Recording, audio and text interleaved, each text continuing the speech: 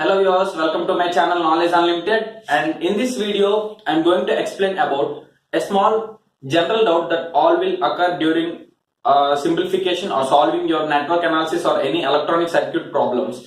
And the question is, we know that in parallel connection of any components or parallel connection of any some resistors or something, the voltage across the parallel connection will remain same. But what will happen if you connect two voltage sources of different potentials? For example, let us say a 12 volt battery and a 9 volt battery in the parallel connection, and out of these two sources, which source will drain the overall circuit? And which voltage source will have the more impact on the circuit, or which voltage source will drain the circuit? So we know that Kirchhoff voltage law, which is the special case of Maxwell's equation, that is, if the flux linking around the closed surface is zero, then the voltage around the closed loop is zero. That is another case. And in this, we know that over a closed loop, the sum of voltages should be zero. But this special case violates the Kirchhoff voltage law, because in the two parallel voltages, one voltage only should draw the circuit, and whether smaller voltage or the larger voltage, which of them both will draw the circuit, let us now see by a small demo. And for this experiment I am going to use a two voltage source batteries. One is 12 volt battery and one is 9 volt battery, and on breadboard required for the experiment, and some connecting wires required, and a multimeter to see the voltages across each component, and a resistor and an LED. So let's do the experiment.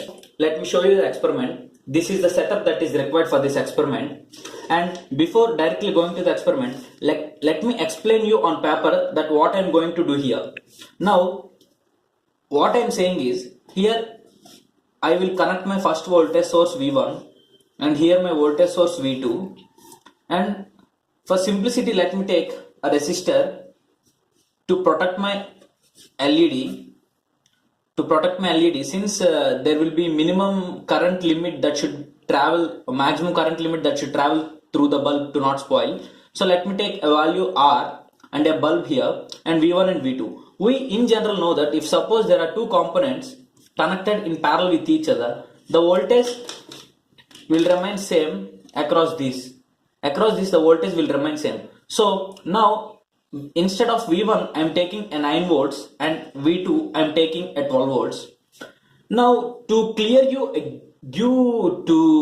a clear cut idea, first what I will do is, I will do the experiment with 9 volts battery, the same circuit, and I will repeat the same by placing a 12 volt battery. And now I will add both 12 and 9 volts, and I will do the final experiment, and let us see what is the value across these two. It is fairly enough to check the voltage across the resistor, so that we will get the clear idea of how much drop that is there at the resistor. So let us do the experiment now. This is my multimeter and this is the circuit. If you not able to see, let me show you. These two are just connecting wires for this resistor and this LED bulb. If you see, these two are at the same. So my connection is R in series with LED. Let me take it as another resistance. These two are in series. So this is my connection. And I am connecting this resistor first and to the voltage source. We all know that in the breadboard, these ports are in series connection and these ports are in parallel connection. So this is my one battery slot and this is my other battery slot. So let me connect a 9 volt battery here.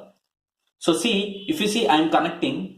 My LED is glowing. If you see, you can clearly observe that my LED is glowing. And let me turn on my multimeter. And you please focus here. See, this is the voltage across the LED. That is approximately, it is fluctuating between 6.2 or 6.15, 6.2. Let me write this as a 6.2 volts. When I placed a 9 volt battery, the value across the resistor, this value is 6.2 volts. Now I am disconnecting this voltage source and I am connecting a 12 volt battery and now also you can see that LED is glowing. And let me take down the values of the voltage across the resistor, and you can clearly observe, focus here, and you can clearly observe the voltage is not as earlier, it is 7.28 volts. You can see here it is 7.3 volts approximately, almost it is 7 point, in this case of higher it is 7.3 volts. So now let me connect both the batteries. Here I am connecting the 9 volt battery and the 12 volt battery, and now you can see that LED is glowing. And now let me take down the values or the value across the resistor, and now focus here. Now you can observe that the value is 6.33 volts. It is 6.33 volts. Let me interchange these two batteries and let us observe what will happen. See, the LED is glowing, and now let me take down the values. The value is 7.4 volts. See, you can see that is 7.4 volts.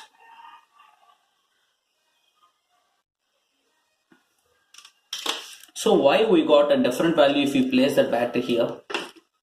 Let us see.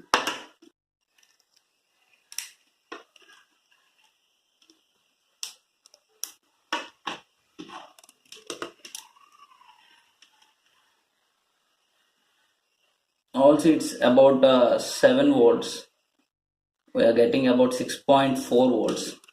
Then why we are getting like this? Let us see. Let me connect it again.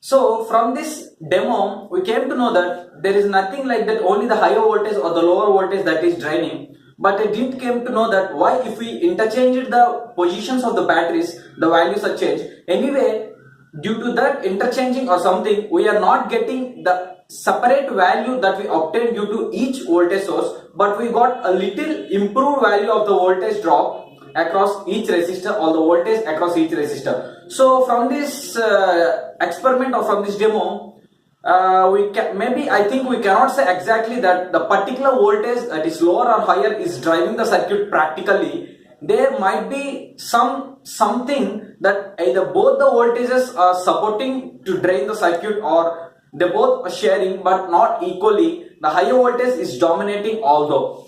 So that's all for this video, and you can write your comments or something in the comment section about the video or the demo experiment, or any better suggestions to get the approximate or accurate values for the experiment. Thank you for watching this, and please subscribe to our channel for more videos.